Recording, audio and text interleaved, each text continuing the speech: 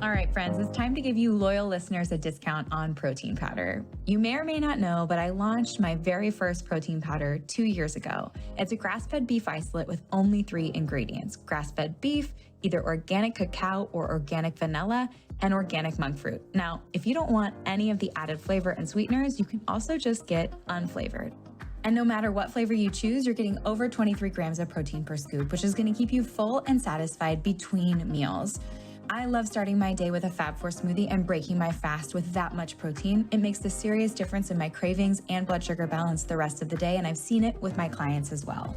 Now, I never thought I'd own a product company, but when I got pregnant with Sebastian, I realized the majority of protein powders were chemically extracted or enzymatically extracted, and I wanted to use heat and water only.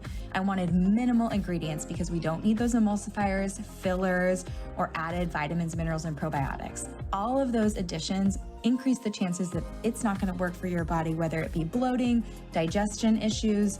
I just wanted pure, clean protein to keep you full and satisfied so you could build the most delicious Fab4 smoothie. And I have to say, I'm pretty proud of the flavor. If you take a look at our reviews on Amazon, you'll see 5-star reviews for flavor.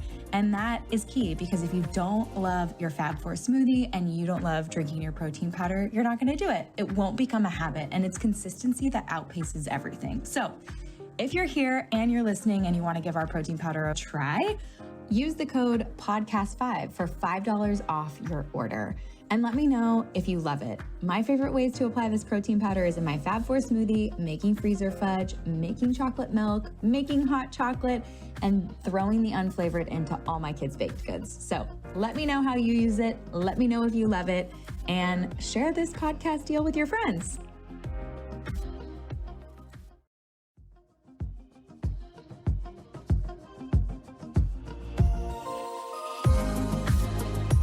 Hey guys, welcome back.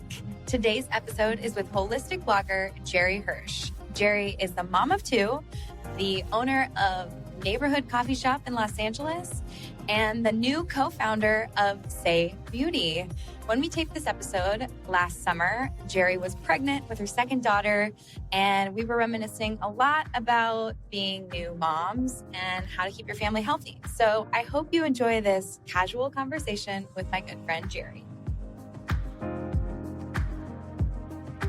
Getting to the bottom of your story, or like sharing your story, would be a good way for people to really get to know who you are. And also, if they're dealing with something like what you went through, how are they going to get through it? And what are they going to do next? So why don't you tell us a little bit about what happened with your husband, and were you expecting it? No, definitely not expecting it. We got married. Our 4-year anniversary is actually tomorrow. Happy anniversary. Thank you. So we got married in March, and that following January, my husband went on his morning run. He ran every day about 6 miles. He, at the time, was 37 years old. He'd been a vegetarian for 15 years. We live a super healthy, clean lifestyle. So the last thing you're thinking when you kiss your husband goodbye before he goes for a run is he's not coming home.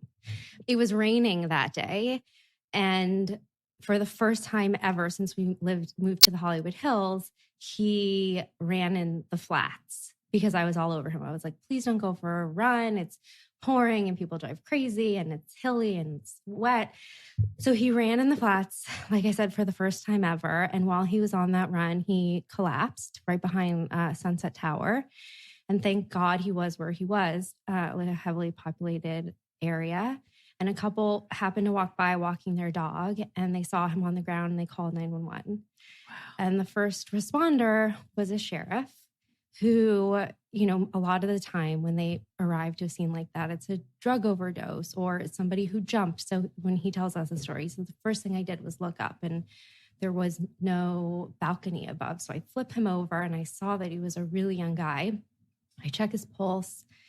No pulse, not breathing. But I thought, man, I got to try. Like, this guy's so young. So he started giving him CPR, called for backup, and he gave him CPR for 5 minutes, which, you know, keeps the oxygen running through your body and through your brain. The medics arrived and they shocked his heart. They got his heart beating on his own. And he was taken to Cedars-Sinai, where they found he had a 99% blockage in his LAD, which what they call, it's a really rough term. When I walked into the emergency room and they were like, your husband had what they call a widowmaker. I was completely put into shock, but that is what they call it. And then he was put in a hypothermic coma after they put a stent in his heart. He was put in a hypothermic coma for, I want to say it was like 72 hours. So when you're talking about them cooling Bash, it's 72 hours. Yeah. And not knowing if he's going to have any brain activity, it just really resonated because that's exactly what we went through. Those 72 hours where you're near your loved one, not knowing if they're ever going to wake up again is, oh man, like it's cellular. It's you just every emotion, every thought, every feeling, from the negatives to the positive, being manic and depressed. You really go through it. And thank God, like you, we had a positive outcome when they warmed his body up and they slowly woke him up. Every single step, we just kept getting great news, which is truly a miracle. And now he's perfect. He had no brain damage. And we actually named our child after the man who saved his life. His name was Sheriff Leo. So we named our daughter Leo. Wow. Yeah, I never knew that. Yeah. That's so beautiful. Yeah. So we now live with immense gratitude, as I'm sure you do too. And every day it just really changed our lives. Every decision that we make, every philosophy that we now sort of live by is for the better. Yeah. I'm curious, like, obviously your husband was really healthy, was really active. He was eating clean and running. What did the doctors attribute his blockage to? So what he had is called a spontaneous coronary dissection, which actually is more common in women than it is in men.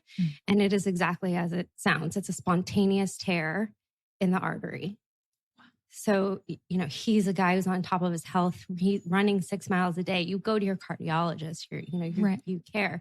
He had a workup 2 months before. There was nothing. There was no genetic history of any heart problems whatsoever. Fluke. It's a freak. It's a 1 in a million. And it's truly a 1 in a million that you survive, because what needs to happen has to happen so quickly. And you have to have someone around you who knows how to keep oxygen coming to your brain. Mm-hmm. Obviously you got the call. Where were you? Like, what did you do? Obviously you drove immediately to Cedars-Sinai. Yeah. So one of the things that we learned through this, which I think is a really good tip, he went to the hospital as a John Doe because all he had on him was his phone while he was running, and his phone was locked and he didn't have his medical ID set up in his phone. Okay. So the social worker told us once we kind of came out of this, that the most important thing that everyone should be doing for their health in case of emergency is setting up their medical ID in your phone, which will have your name, your information about your blood, your family, their phone number, how to get in touch with them. So the hospital basically had to wait until someone called him. And when they answered his phone, the social worker, they asked if they could identify whose phone they had just called, in which they then went and looked in the system for him. They found him. So by the time we got a call, he was already in heart surgery and things were in motion. And our family is sort of like, not that kind of, like, his parents would want to know exactly what's happening and who is the doctor and how do we get the best in there. And you know what I mean? Yeah. They're all hands on deck. All hands on deck. But by the time we finally got a call, he was in heart surgery. So the emergency contact on his info for Cedars was his brother, who also lives in LA, one of his brothers. He's one of 5. And his brother actually called me and was like, hey, are you in the car? I was like, yeah, I'm just leaving the gym. What's up? He's like, can you actually pull over? Oh. And I'm like at that moment, I'm like, sure. Heart starts beating a little bit fast, pull over. He's like, I just got a call that D is at Cedars-Sinai in the emergency room and you need to get there right away. I'm like, in my mind, I have full body chills right now. Yeah. So in my mind, I'm thinking like, oh, he probably like fell. He ran in the hills. It was raining. I told him not to run. Or like, God forbid, he like got hit by a car. But in my mind, when I'm driving there, I think I'm going to walk in. I'm going to see him in the emergency room. He's going to give me that look like, oh, I know. Can you believe this? Yeah. I'm not thinking anything remotely close to what I was about to walk into. Yeah. And I was met by a social worker and a team of doctors who basically told me they didn't think he was going to make it.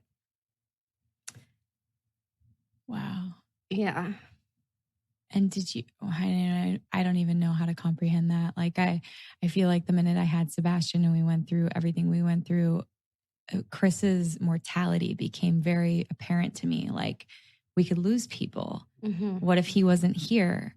And I never thought about that before going through what I went through. So Yeah. I don't know if it has to still stick with you, right? Like, yeah. And I'm sure with you too. I mean, it becomes deep in your cells, on a cellular level that all of us can be taken away from you at any minute, at least for me. Yeah, no, like to anyone out there. And I think it when you have these type of situations or traumatic situations happen and really, truly realizing, not just saying like, oh yeah, we could die tomorrow, do what you love, follow your passion. No, like really like your favorite people could not be here tomorrow, today, like right now. Like, what are you doing to let them know that you love them, that you believe in them, that they can be anything and everything, and just to feel your love. Like, I think that's the message from trauma that people really who go through it come out feeling. But the trauma still sticks with you. Like, I can't even imagine sitting there listening to that. I can, because I sort of felt that way with Sebastian. But what did like the next couple of days look like? Like, did you have family rallying around you? Like, how did you take care of you? Was that even in your view? Like, how do you take care of yourself in those 72 hours? You don't take care of yourself. Yeah. We had a lot of family around. Everybody flew in. Everyone got on planes and they were all there. We got a room across the street at a hotel so that people could go shower. Mm-hmm. People brought lots of coffee and food, and friends and family just rallied and showed a lot of positive support. But you are really operating on adrenaline and no sleep. It's impossible to sleep when you are just waiting for that news and want to make sure they're okay. And mind you, we're in the intensive care heart unit. And so there's a lot of other things going on around us. Yeah. People who are not dire circumstances. Yes. There was a woman in the room next to us who's around my age, and her husband didn't make it. It was just like, there's so much going on outside of just your room, which adds to the stress of it all. And there, you went through it. It's unimaginable. It's unimaginable. But we got the most wonderful result that we ever could ask for, thank God. And then that's when a lot of the work for helping the trauma came in. From the stress of that incident, I ended up with Hashimoto's, which is an autoimmune thyroid disease. It's not like I don't really think it's that big of a deal, but it is a testament to what the stress could do to your body. I take medicine for it. I've made adjustments in my diet, and I feel much better now that I'm on the medicine. Mm-hmm. How was that first diagnosed for you? Well, I was trying to get pregnant, and I had been pregnant before, and it was really easy for us to get pregnant. And when it wasn't happening the next time, the first time it didn't work out. When it didn't happen for us the next time, I was like, I feel like something's not right, because I also am so tired. And I was like, maybe I'm just so tired because you almost died. Yeah. 3 months ago. This is your fault. Yeah. I'm worried about your life every second of the day. I stopped sleeping. I would literally watch him sleep all night long and like make sure his chest was moving. I'd put my hand over his face so many times for the night and wake him up that it was like, you might not need to sleep in another room. Oh my God, that's so cute though. I had post-traumatic stress, truly. Mm-hmm. Hence going and learning TM and having to really try to find ways to shake it out of me. So I wasn't getting pregnant. I went to my doctor and I was like, I also just feel so exhausted. Can we just take a look and see what's going on with my blood. Yeah. And she did a panel, and sure enough, it was out of whack. And she was like, not a big deal, but this should correct it. And hopefully it will help with trying again. Did she make any recommendations for you to make any lifestyle changes with your Hashimoto's?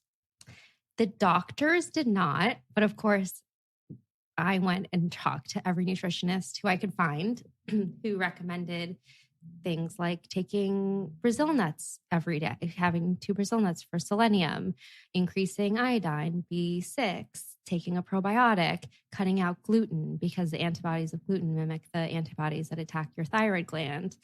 Lots and lots of changes like that. And I definitely made all the changes, if I wasn't doing them already, I already was taking a probiotic, but definitely ate gluten. Now I'm gluten light. Yeah. Has your doctor noticed a change in your antibody levels since going gluten light?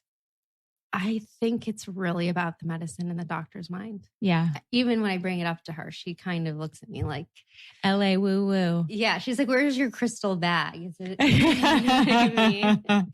Yeah, no, it surprises me. And it doesn't surprise me. It's what I expect, that it's a Band-Aid treatment with some form of medication, but I get really excited when people with autoimmune diseases take the diet seriously, especially because nowadays there are such amazing blood tests that show you antibody levels. Cyrex, if you're listening, Cyrex Labs does a great job of looking at antibody levels of food allergies. And if it is something that can mimic other things, it's important to get it out of your diet, right? Is there anything else you think I should omit, or anyone else with Hashimoto should be omitting? It depends on how severe. Yeah, it depends on how severe. I had a client that was having a really hard time getting pregnant, but she also didn't have a period. And the severity of her Hashimoto's disease, she had secondary diagnoses as well. And we went like strict autoimmune protocol paleo. So you're pulling beans, you're pulling dairy, you're pulling sugar. It's pretty strict, but it's also someone who didn't want any help getting pregnant, just religiously, like that wasn't on the table for her or her husband. And so making sure that her body was ovulating on its own and all of that was really important for us. So we went really strict with the diet. She got pregnant. So it worked out, but it really depends on the severity and like how your body responds. So if your body's responding to, I'm assuming she has you on like a Synthroid. Mm-hmm. Mm-hmm. Yeah. If your body is responding to thyroid hormone, it can really help. But I think people underestimate how diet and lifestyle can really support it. Totally. I think I'll be more open to playing with the diet and lifestyle and leaving the medicine behind once we're out of the baby making phase. Yeah. But it's just, the eggs are only young for so long, How many kids do you want? Oh my gosh, I don't know. I think for me, having one has been amazing. I am ready to have a second. It feels manageable, but to me, what your home feels like, the energy of your home is everything. And I want my children to grow up in an environment that's calm and happy and flows really lovely. And if there is a tipping point after 2 where I feel like if we had a 3, it would go into chaos and we would have an environment that felt really good. How are you creating this love nest at your home of calm and grace? How am I creating this love nest? I mean, well, I think there's just so much love in our family in general. There was before this happened, but now I call it cellular gratitude because the feeling that I think my husband and I both have with every waking day and every sweet moment with our daughter, we just feel so deeply. And I hope that doesn't leave us as time takes us away from that experience, because it's been really beautiful.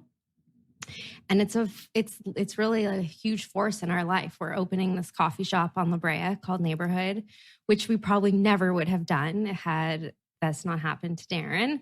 But him and his brother always kind of dreamed about having a coffee shop. And we're very YOLO because the coffee shop was sort of like, we sat down after it happened and he was like, if I hadn't survived, what would I not have accomplished? You know, he's a partner at his company. He's super successful. He's got so much going, but he had so much more than he wanted to do.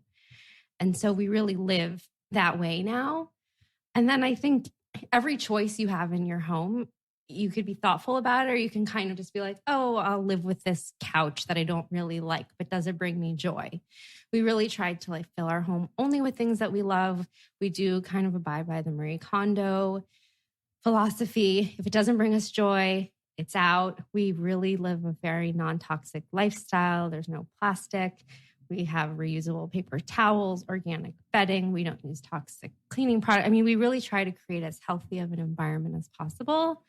What would you say are your like top 5 things that people could go out and change or do right now to create that non-toxic life for their family?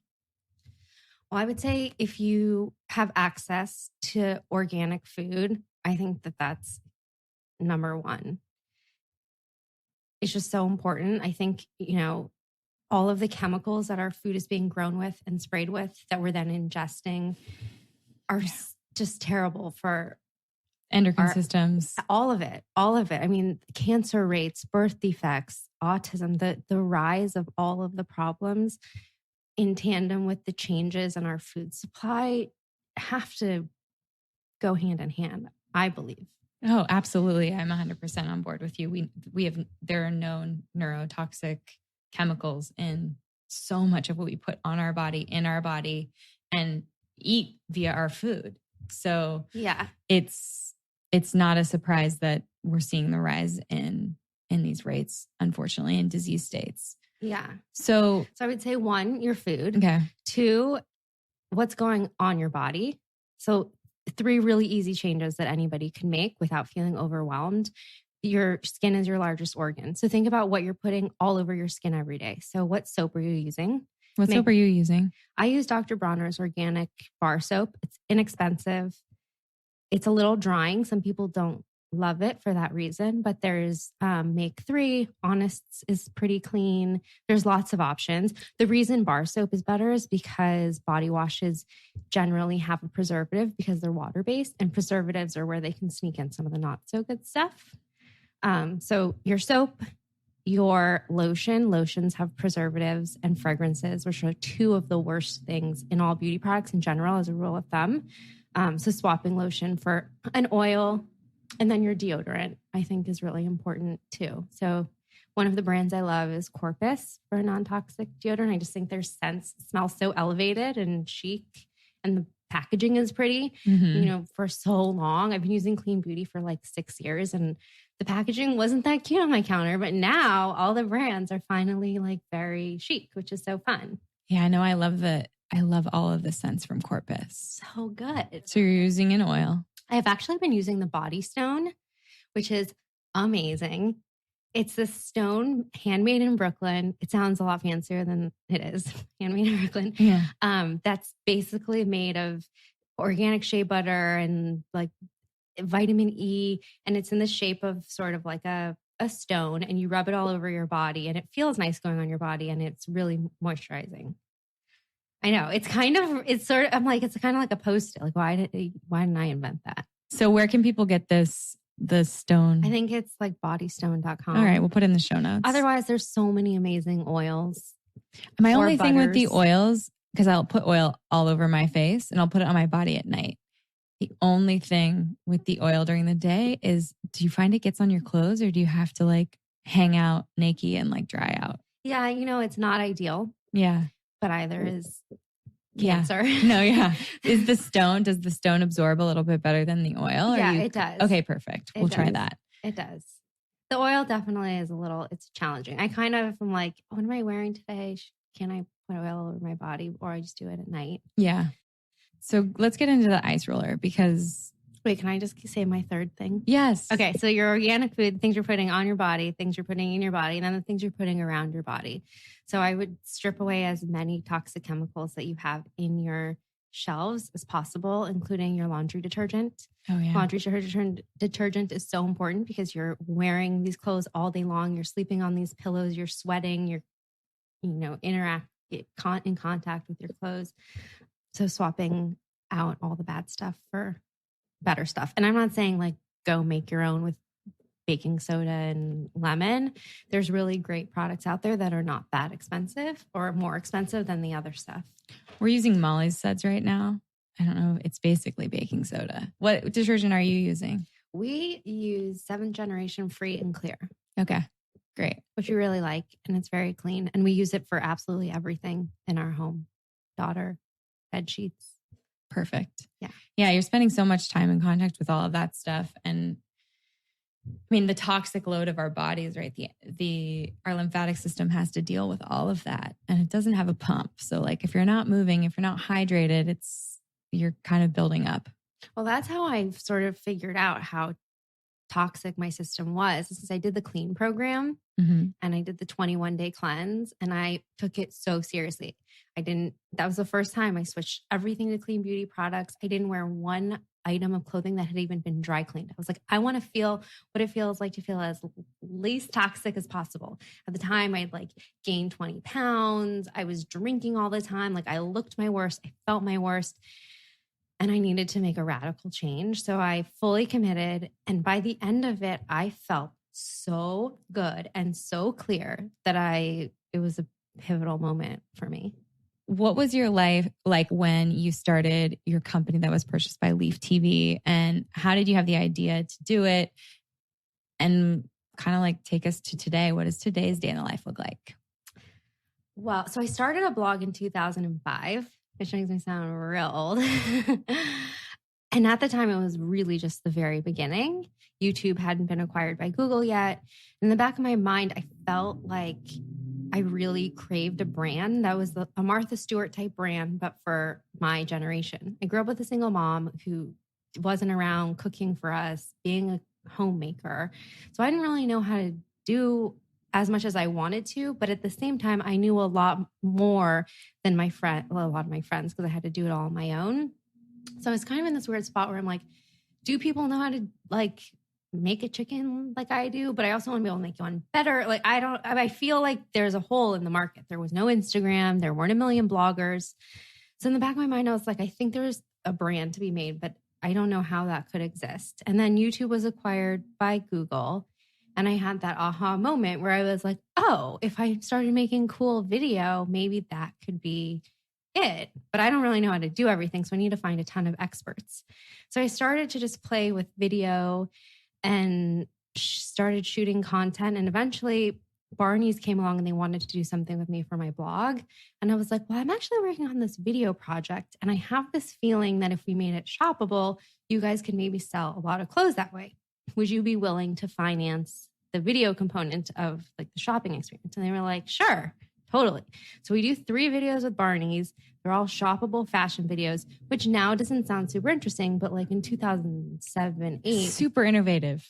Yeah. And they did 6 figures in sales per video of the clothing in the videos in tandem with the shop all page with the video. So we took that information and we put together a business plan with the thesis that if you could create this Martha Stewart type brand, but that's cool, like cool fashion taught to you by like Monica Rose and the top stylists and amazing cooking and people like you who would come on and like talk about nutrition and how to make the perfect turmeric latte, blah, blah, blah, blah, blah, and make it all shoppable, that could be a really interesting brand. So we raised money to do that, launched it, built out this huge video library, and it turned out no one was shopping on our website through the videos. So that part was sort of a wash, but branded content also sort of became a big business at the same time. Thank God. So that really ended up becoming the business, was making branded content. And then we sold it to, they were called Demand Media at the time. And then they changed their name to Leaf, which was the name of my company. And we launched a monthly subscription wellness box, which was really fun. And then our contract was coming up 2 years later and we sort of left. And then they bought Well and Good and kind of dissolved my brand into Well and Good. So now it doesn't even really exist on the internet anymore. How sad. R.I.P. Leaf. Wasn't your content all the over the hand videos, like the first videos that did that? Yeah. Yeah. So everyone's trying to imitate you, and I don't think that they realize it. But that was that. I think a lot of brands do know they like. There's that brand, like Tasty. I think they have like billions of followers on Facebook. They literally were ripoffs of our video. We were the first videos on YouTube. Which, again, this doesn't sound interesting. That had no talking in them, and they were sort of like beautiful music videos, primarily of your hands, or you see like sort of the a ingredients person. or whatever. Yeah, and now if I see one more how-to video, I'm gonna like gouge out my eyeballs. No, timing is everything. And you were first to market with the idea, and you were able to cash out. The crazy part to me is that you raised money. Like that's so scary to so many people. How did you even think to do that? Who pushed you into doing that, or to think big and say like, this idea is going to work and it's innovative and we need some funding for it and we need to just like see? I don't know. I just never thought I couldn't do that. I just was like, this is what I'm going to do. I had full-time jobs the entire time. So I had this blog. I also had full-time jobs. I worked for Phil Ann Shoots right out of college as an analyst. And then I went and worked for Ben Goldhirsch at Good, which was like a scrappy startup. Then I went to a fashion startup. So I'd been working in all these environments where they were raising money, which probably inspired me a little bit. Well, a lot, probably, definitely a lot. And I don't know. I knew that we were on the cusp of what now is Instagram and everyone being a brand and personality, but it hadn't happened yet. And I was like, this is the future. I know I can create an amazing digital brand that has video and would be so cool. And people would like watch it every day. And people would look at me like I was a little bit crazy, depending on who they were, who I was talking to. You go to these VCs, a lot of them at the time were men who, they're investing at the time in like food brands. But the big one was, Mint, Beauty Mint, Fashion Mint, which was started by the ex-MySpace guys. I don't think that was as exciting as your videos at all, but they probably just couldn't see it. Yeah, like they would be like, "Oh, well, you need a mint element. Like, what are you going to be selling?" They didn't really understand the whole digital. I was like, "No, I think like I can sell this to brands. I think we can really. There's so much room for integration and shopping, and now it is what it is, which is a whole other beast." No, it's not your baby anymore. No, it's not. Now I have the coffee shop. You have the coffee shop. Slash you have my the own real baby. Yeah. And I still have my blog, which and you is have fun. your content. Yeah. I make content for Instagram, but it's hard. It's hard out there on Instagram. How much of your day is spent in, Insta stories, doing videos, putting content out? I don't know. I try to like be on Insta stories like 2 to 5 times a day, but it's hard. It depends on what I have going on. I've been building a new business quietly. We haven't announced it. I haven't been sharing much about it. So I didn't want to come out like, here we are. We have this shop. Like, we're open. We really wanted to do it sort of right and without eyeballs. So I haven't been able to just post as much as I did when I was full-time mom, basically. Yeah. Outside of branded content for Instagram and the blog. Right. What is the most exciting part about Neighborhood, your new coffee shop? And it's open. It's open. I need to come see it. Yeah, you have to come by. We haven't announced that it's open, but by the time this is out, I'm sure. Yeah. So for everyone listening, it's open. Yeah, come by. 133 South La Brea. We're between 1st and 2nd. Perfect. It's a great location. It's a perfect location. I think that what I'm most excited about is I've been doing digital for so long. Having a physical space just feels like what I'm craving. There's one community table. There's not individual tables. And then there's bar seating. There's no Wi-Fi. And the ethos of the brand is come in, talk to your barista, take a pause from your day, drink your coffee, enjoy your coffee, and then you go on. It's a little more of a European approach as opposed to come and sit here with your headphones on and don't talk to anybody. We really want it's sort of like the anti-digital coffee shop where it's really about the coffee and really about just connecting in your neighborhood. Let's get off our phones. We need it. Something in our culture needs to change. Mm-hmm. Yeah. I don't know what that's going to mean. I think it's only going to get worse. I know. I worry for our kids. Even if you spend 20 minutes on Instagram, I know for me, it's hard not to compare yourself or to see what everyone else is doing and think like, oh man, especially, like, I basically took off. Like I'm still working on neighborhood in the blog, but I wasn't working comparatively to how I used to work. When I had my daughter, I basically took that first year to just be a mom. And it was hard. I would see what all my contemporaries were doing and they were like crushing it. And always, we're not immune to the amount of bragging that happens on Instagram. Yeah. It's like, it's exhausting. And everyone is like, hey guys, like, yeah. Today I'm going to tell you about what you should be doing with your life, because I'm going to try to be an expert, even though you're not really an expert. It's a lot. Yeah. That is heavy, especially I feel like in the blogging community, because there's never enough content. Like you look at blogs that use in my space, okay, in nutrition specific space, like the Well and Good, right? Or a Mind Body Green or a Chalkboard magazine. Those companies used to put out blogs used to put out like 1 blog a week, 2 blogs a week. I was talking to Melise. They put out 20 plus blogs a week on Well and Good, like articles. How are people getting through this content and feeling calm? Like you're just not. You're not going to change your life based on every single one of those articles coming out. But the other side of that coin is a lot of it is clickbait. And so it's exhausting as a consumer to click on something on Facebook, like the 3 things you need to sleep better. And you're like so tired that you click on it. And it's like the worst advice you've ever read. Yeah. And then you just lost time of your life. So the amount of content these brands are making now and the quality is just gone drastically down. Yeah. Yeah. I mean, I still love Well and Good and I still have Chalkboard and I still have Mind Body Green. Those 3 are all wonderful, but in general, because now everyone has a platform and everyone's trying to get those eyeballs and it's a lot. How do you pick who to listen to and who to get advice from, and kind of how do you vet your experts? Well, I'm a big fan of the mute button on Instagram. Yeah. Because I don't really like the unfollow. It's aggressive. Button. It's aggressive. And, you see them, you get invited to these events, you see them again, and they're like, oh, they see that you're not following them. Yeah. Yes. But sometimes you just need a little bit of a break. If someone posts 4 times a day, I'm entitled to want to mute them. Yeah. And then I can unmute them. It's perfect. So I'm constantly cleansing my feed, but I'm not necessarily unfollowing a ton of people unless they don't follow me back. Yeah. All my secrets are spilled. No, I think it's important. I didn't use that tool until after Sebastian was born. And then my BS meter was going off and I think it's probably the same. After my trauma, I was like, I can't.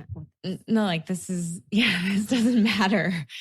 And I went through and did the same thing. And I found that when I started to mute people that I used to aspire to, or that were like maybe driving really hard in their careers and always posting and always having something going on, and you feel like you're behind. Yeah. And you feel like you need to get in the hamster wheel and start running as fast as you humanly can to put out as much content or to do as many deals or to change your business. And I just didn't have the emotional energy to feel that way when I didn't need to feel that way, when I should be really directing all of that energy to Sebastian and kind of getting off Instagram, which, when it comes down to it and I'm going to be putting out a second book and Chris is like, hey, he hasn't been on Instagram. He literally has not been on Instagram since the day Sebastian was born. Oh, he's so lucky. Since October. It's crazy. But he's like, have you been like posting? Have you been sharing good quality content? He's like, what are you, like 2 or 3 posts a week? Like, that's not good enough for, to get eyes and ears on the brand. So when your book comes out, and he's thinking about the business, and I appreciate it. But if I'm not motivated to share, or this pace feels better to me, sometimes you just need to like listen to what you need and kind of like mute the people who are making you feel like you need to keep up. I totally agree. When I had my daughter, I number one, I don't use my phone around her. I love that. Yeah, which is very hard when we didn't have a nanny for basically the first year of her life. So most of the day, my phone was in the other room. It was hard unless she was napping. And that felt really good. And then when she would come back and I would start to like have that urge to like, when she'd wake up from her nap and I'd be on my phone, I then felt like, oh, I want to get back on that. You start to feel the like addiction. Yeah, exactly. And I totally agree about the content quantity. It's like, if you don't feel like posting once a day, you can't force it. Yeah. It's so, I feel like if you're not in this business, it's hard to understand because from a practical sense, you're like, your job is awesome. You just have to post a photo on Instagram and like that keeps your business going. But it's so much more complicated than that because you're asking people to judge you by likes. You're asking people to judge you in the comments. You're sharing your family and your life in a way that none of us are used to really doing. Mm-hmm. It comes with its challenges. How do you keep boundaries or do you keep boundaries between, your personal life and what you're sharing online? Like, how do you keep a healthy balance? Well, I actually think it's the downfall to my online brand because I am very private and I don't share a ton and I am not posting 12 times a day, which if you do follow a certain formula, you do find a lot of success. But I know for me, my goal was never to be a famous blogger. I've always been interested in building brands and building businesses and just waking up every day and being really happy. And so when social media starts to not feel happy or not feel good to me, that's when I feel like, okay, it's time to scale back a little or mute or whatever. I like that. Did you and your husband, Darren, ever talk about how you were going to put Leo out there? Was it like a conversation that you guys had about whether you would share her online, or did he just expect that was going to be part of your job? It's funny. I have stronger opinions about it than he does. I don't really share her face at all. I really try to respect her privacy because I don't know how she's going to feel about it. She may wake up one day when she's 10, 20, whatever age and say, Mom, you really violated my privacy. You decided to share my life without my consent. I was too young. What if she feels that way?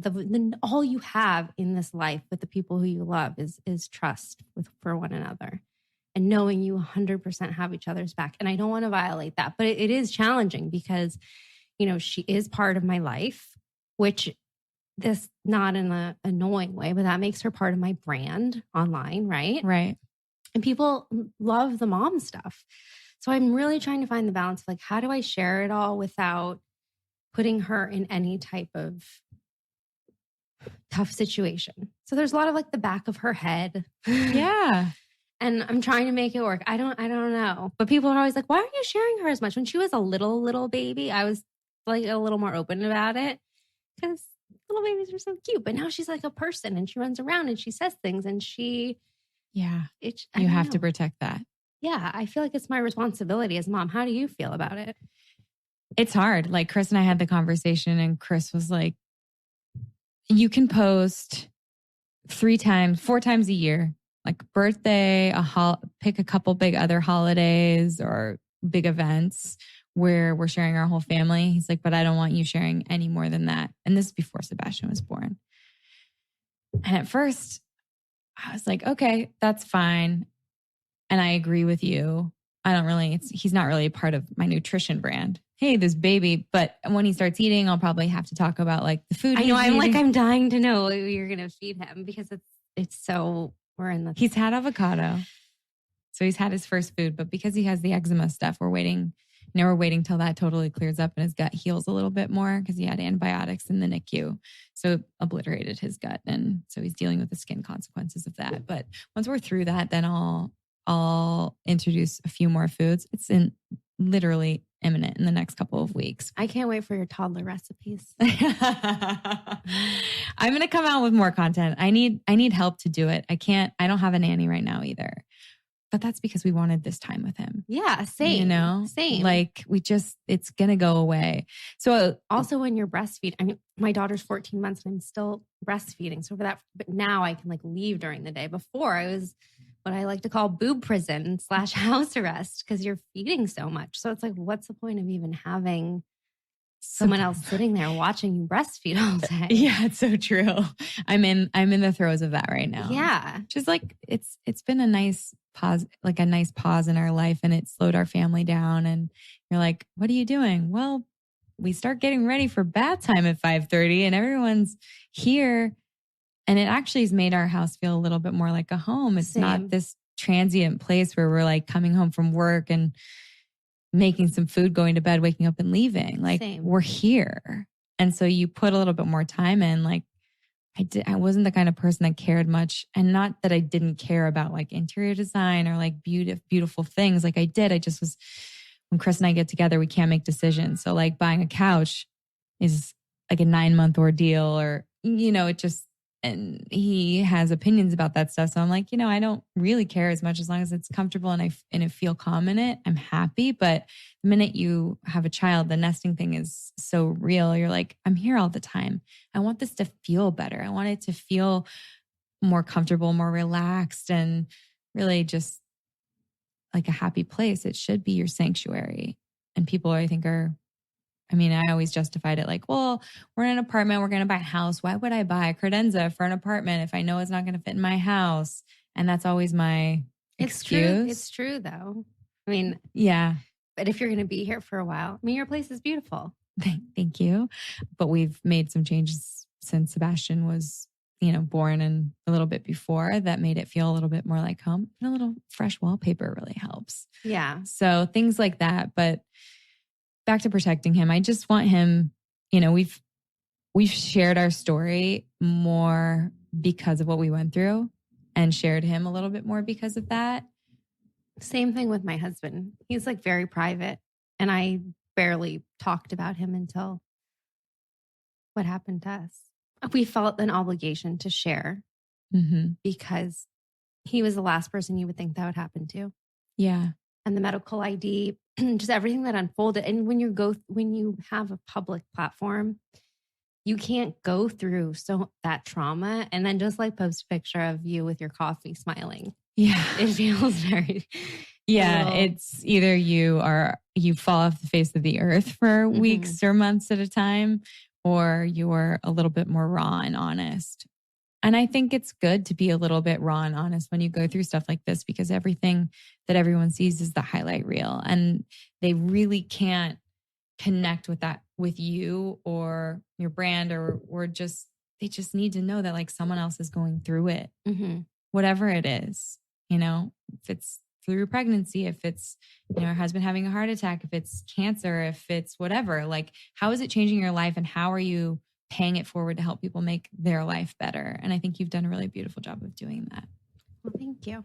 So for those of you guys that want to follow along with Geri and get these amazing tips, I really want the reusable paper towels.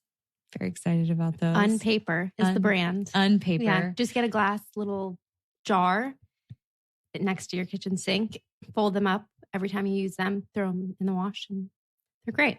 That's amazing. Yeah. Unpaper. Okay, well, we'll get a few more tips from Geri for the show notes, but I loved having you here. Thank you for having me. Casual girlfriend conversation just about life and going through trauma. I think you ooze chic. So come Marie Kondo. Glowing. After this, we're saying we're talking about my diet. Okay, I'm on board. I need the Kelly LeVeque secret. Oh, I'll send you home with stuff. Thanks for being here, Geri. Where can people find you if they want to follow along? You can find me on Instagram at GeriHirsch. Perfect. Thanks for being here. Thank you for listening to Be Well by Kelly. Please subscribe to the show on Apple Podcasts, Spotify, or wherever you listen to podcasts. Learn more at BeWellByKelly.com and follow me on Instagram at BeWellByKelly. I would love if you picked up my books, Body Love and Body Love Every Day. They're sold on Amazon and at all major booksellers.